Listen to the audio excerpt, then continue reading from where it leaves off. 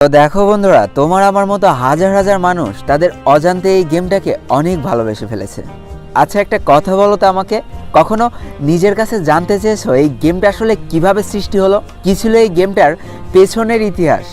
কেনই বা এই গেমটা এত অল্প দিনে এত লক্ষ লক্ষ মানুষ, এত কোটি কোটি মানুষ ভালোবেসে ফেলালো? কখনো প্রশ্ন করেছো নিজের কাছে?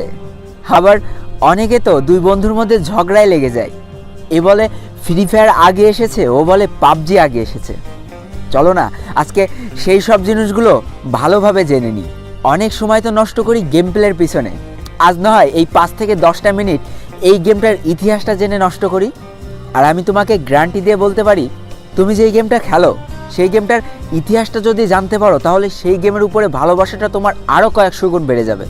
তাই বেশি ব্যাকপ্যাক না করে ছোট্ট একটা ইন্ট্রো দিয়ে আজকের ভিডিও শুরু করা যাক। তো আমরা যে free fire, PUBG, call of duty এগুলো খেলি, এগুলো কিন্তু সবই ব্যাটেল রয়্যাল গেম। তো বন্ধুরা, আগে জেনে আসি এই ব্যাটেল রয়্যাল গেমের উৎপত্তিটা কোথা থেকে। আসলে কোনো কিছু হুট করে আবিষ্কার করা যায় না, কোনো একটা কিছু থেকে ধারণা নিয়ে একটা নতুন জিনিসের জন্ম হয়।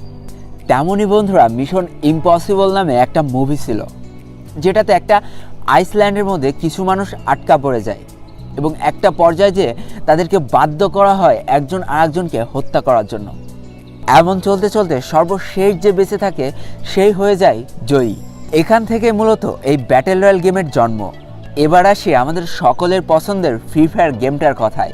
ফ্রি ফায়ার গেমটা কোনো একজন মানুষ সৃষ্টি করেনি, এটা একটা কোম্পানি তৈরি করেছিল। আর সেই কোম্পানিটার নাম হলো গেরিনা, যেটা 2009 সালে স্থাপিত হয়েছিল। তো এই কোম্পানির মালিক ছিল ফরেস্ট লি, এবং যেটা সিঙ্গাপুর থেকে পরিচালনা করা হচ্ছিল। 2017 সাল পর্যন্ত বেশ কয়েকটা পপুলার গেম কিন্তু তারা মার্কেটে নিয়ে আসে, কিন্তু ওইভাবে কোনো গেমই মানুষের মন জয় করতে পারে না। কিন্তু বন্ধুরা, প্রত্যেকটা জিনিসের লাইফে একটা টার্নিং পয়েন্ট থাকে। এই ফ্রি ফায়ার গেমটা ছিল গেরিনা কোম্পানির লাইফের একটা টার্নিং পয়েন্ট। এবার চলো জেনে নিই এই ফ্রি ফায়ার গেমটা কিভাবে আবিষ্কার হলো।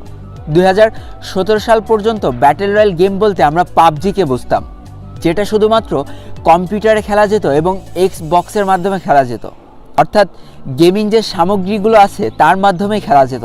এবং বন্ধুরা, গেমারদের মধ্যে একটা চরম উন্মাদনা সৃষ্টি হয়ে গেল এই পাবজি গেমটাকে ঘিরে, যেটা শুধুমাত্র কম্পিউটার এবং এক্সবক্সের মাধ্যমে খেলা যেত। তো দেখো বন্ধুরা, আমরা আমাদের জীবনটা প্রতিনিয়ত আপগ্রেড করে থাকি। একটা সময় আমরা গেমিং বলতে খালি বুঝতাম কম্পিউটার এবং বিভিন্ন ভিডিও গেম সামগ্রী, কিন্তু যুগের সাথে তাল মিলিয়ে এই গেমারদের জীবনে আরও একটা নতুন সূচনা শুরু হলো, সেটা হচ্ছে মোবাইল গেমিং। আস্তে আস্তে মোবাইল গেমিংয়ের জনপ্রিয়তা পেতে শুরু করে।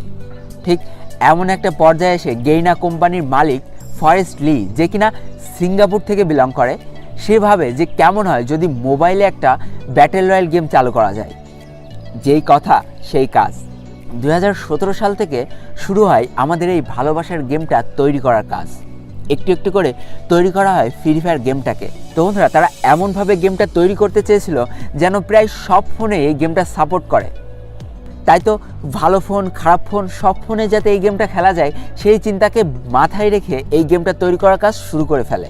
2017 সালের মাঝামাঝি অবস্থানে এই গেমটার বেটা ভার্সন লঞ্চ করা হয়, অর্থাৎ কিছু মানুষের মধ্যে এই গেমটাকে সীমাবদ্ধ করে দেওয়া হয় এবং যারা খেলে এই গেমটার ভালো ও খারাপ দিকটা তুলে ধরে, যেটার পরে ভিত্তি করে এই গেমটার আরও নিখুঁত করে তৈরি করার কাজ শুরু হয়ে যায়। 2017 সালের 4 নভেম্বর চলে আসে এই গেমটার লঞ্চ করার সেই অন্তিম দিন, যেদিন এই গেমটা হাজার হাজার মানুষের মধ্যে ছড়িয়ে দেওয়া হয়। এবং এই গেমটার জনপ্রিয়তা পাওয়ার অন্যতম সেরা কারণ হলো এই গেমটা মাত্র 512 র্যামেও সাপোর্ট। কারণ বন্ধুরা, তখন আমার নিজেরই 512 র্যামের একটা ফোন ছিল, আর এটাই ছিল ফোনের প্রথম ব্যাটেল রয়্যাল গেম। তাই বন্ধুরা, যতটা না পাবজি নিয়ে মানুষের মধ্যে উন্মাদনা সৃষ্টি হয়, তার কয়েক গুণ বেশি উন্মাদনা সৃষ্টি হয়েছিল এই ফ্রি ফায়ার গেমটা নিয়ে। 2017 সালের লাস্ট ওই কয়েকটা দিনে 22টা দেশের মধ্যে টপ গেম ছিল এই ফ্রি ফায়ার গেমটা। এবং বন্ধুরা, এই গেমটার জনপ্রিয়তা এতটাই বেশি হয়ে গিয়েছিল যে সেটা দেখে 2018 সালের ফেব্রুয়ারি মাসে পাবজি তাদের মোবাইল ভার্সন লঞ্চ করে ফেলে। কিন্তু ততদিনে হয়তো অনেকখানি লেট হয়ে গিয়েছে, কারণ সেই অল্প সময়ের মধ্যে কোটি কোটি মানুষের মন কিন্তু এই গেমটা জয় করে নিতে সক্ষম হয়েছিল। তাই তো প্লে স্টোরে যে ফ্রি ফায়ার সার্চ করলে দেখা যায় 500 মিলিয়ন মানুষ এই গেমটা অলরেডি ডাউনলোড করে ফেলেছে। এবার বন্ধুরা আর একটা কথা বলি যেটা শুনলে তোমার গর্ব হবে। 2019 সালে প্লে স্টোরের সবচেয়ে ডাউনলোডেড গেম ছিল ফ্রি ফায়ার গেমটা, এবং যেটার জন্য এই ফ্রি ফায়ার গেমটা অ্যাওয়ার্ডও পায়। আর বন্ধুরা বর্তমানে এই গেমটার জনপ্রিয়তা যে কতটা বেশি তা হয়তো আমার আর বলে দেওয়া লাগবে না। আবারও বলি, এই গেমটা এত নাম করা কিছু কারণ। এটাই ছিল মোবাইলের প্রথম ব্যাটেল রয়্যাল গেম। এটা সেই গেমই ছিল যেটা কিনা মাত্র 512 র্যামেও খেলা যেত। সময়ের সাথে সাথে যুগের সাথে তাল মেলাতে মেলাতে হয়তো এই গেমটার প্রোফাইলটা একটু বড় হয়েছে, তাই এখনও হয়তো আর 512 র্যামে খেলা যায় না। কিন্তু আমি নিজে একটা সময় 512 র্যামে এই গেমটা খেলেছি। তো এটা ছিল ফ্রি ফায়ারের পিছনে লুকিয়ে থাকা ইতিহাস। এবার বন্ধুরা একটা কথা বলি, দেখো বন্ধুরা, শীতকাল না সবার জীবনে আবেগ, ভালোবাসা, বিবাহ, উৎসব, পিকনিক এইগুলো বয়ে আনে না। কিছু মানুষের জীবনে শীতকালটা একটা অভিশাপের মতো। যদি আমার কথা বিশ্বাস না হয় তাহলে একদিন রাতের অন্ধকারে তোমার আশেপাশে থাকা কোনো একটা স্টেশনে যেও বা শহরের ভেতর দিয়ে একটা রাস্তা দিয়ে হাঁটতে থেকো, দেখবা কিছু মানুষ শুধু একটা পলিথিন জড়িয়ে বা একটা বস্তা জড়িয়ে রাস্তার পাশে শুয়ে আছে। আমি রাত্রে 3-4টে জামা, 4-5টা কম্বল জড়িয়েও না শীত মানাতে পারি না। দেখলে বুকের মাঝখানটা হাহা করে ওঠে যে এরা শুধুমাত্র একটা পলিথিন আর একটা বস্তা জড়িয়ে কিভাবে রাস্তার পাশে শুয়ে আছে খোলা আকাশের নিচে। এদের জন্য শীতকালটা রোম্যান্টিক না। জীবনের সব থেকে বড় অভিশপ্ত কাল হচ্ছে শীতকাল। তাদেরকে ছোট ভাই বা বড় ভাই হিসেবে তোমাদের কাছে একটা অনুরোধ করতে চাই, তোমার যতটুকু সামর্থ্য আছে তুমি তাদেরকে সাহায্য করো। আমাদের তো অনেক পুরনো জামা কাপড় আছে যেগুলো আমরা পুরনো হলে বাগানে ফেলে দিই, কোনো দরকার নেই। তোমার এই মানুষগুলোকে দিতে লজ্জা লাগে? একটা কাজ করো, যখন এই মানুষগুলো শুয়ে থাকবে তোমার ওই পুরনো জামা কাপড়গুলো তাদের মাথার পাশে রেখে এসো। তোমার পুরনো জামা কাপড়ও নেই, একটা কাজ করো না, না একটা জামা কিনেই কাউকে দিলে। এখন কথা হচ্ছে আমার তো অত টাকা দিয়ে জামা কেনার সামর্থ্য নেই। দেখো বন্ধুরা, প্রত্যেকটা জায়গায় না একটা পুরনো মার্কেটের দোকান থাকে যেখানে পুরনো জামা কাপড়গুলো মাত্র 10 টাকা 20 টাকা দিয়ে কিনতে পাওয়া যায়। তুমি না হয় সেখান থেকে কিনে একটা মানুষকে গিফট করলে। এখন অনেকে আমার কাছে বলবে, আরে বেটা আমি শপিং মল থেকে শপিং করি, আমি ওই 2 টাকার ফকিনি মার্কা রাস্তার দোকান থেকে জামা কিনে এইসব মানুষদের সাহায্য করতে যাব। দেখো ভাইয়া, তোমার কাছে হয়তো ওই 10 টাকার জামাটা ফকিনি হতে পারে, কিন্তু রাস্তার পাশে শুয়ে থাকা ওই মানুষটার কাছে ওই জামাটা না একটা শপিং মলের জামার থেকে অনেক দামি। কারণ ওই তোমার দেওয়া 10 টাকার ওই জামাটায় তাদের একটা সুন্দর রাত কাটাতে সাহায্য করবে।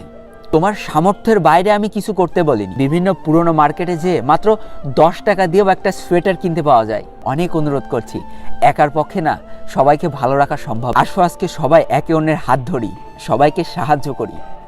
একটা কথা বলি বন্ধুরা, তোমার ওই 10-5 টাকার সাহায্য যখন কিছু মানুষের মুখে হাসি ফুটবে না, দেখবা ওই হাসির মূল্যটা না কোটি টাকা দিয়েও কিনতে পারবা না। তো বন্ধুরা, আজকের ভিডিওটা এই পর্যন্তই ছিল। ভিডিওটি ভালো লাগলে অবশ্যই একটা লাইক করে ফেলো, কমেন্ট করে বন্ধুদের কাছে শেয়ার করে দিও। আর যদি আমার চ্যানেলে নতুন হয়ে থাকো তাহলে চ্যানেলটিকে সাবস্ক্রাইব করে পাশে থাকা বেল আইকনটা ক্লিক করে ফেলো আর আমাদের এই ছোট্ট ফ্যামিলির একজন মেম্বার হয়ে যাও। আজকে আমি বিদায় নিচ্ছি 12 LOL Gamer-এর পক্ষ থেকে। ততক্ষণ সবাই সুস্থ থেকো, ভালো থেকো, আর তোমাকে একটা যে মানুষগুলো ভালো আছে তাদেরকে অনেক ভালো রেখো। Tata, by.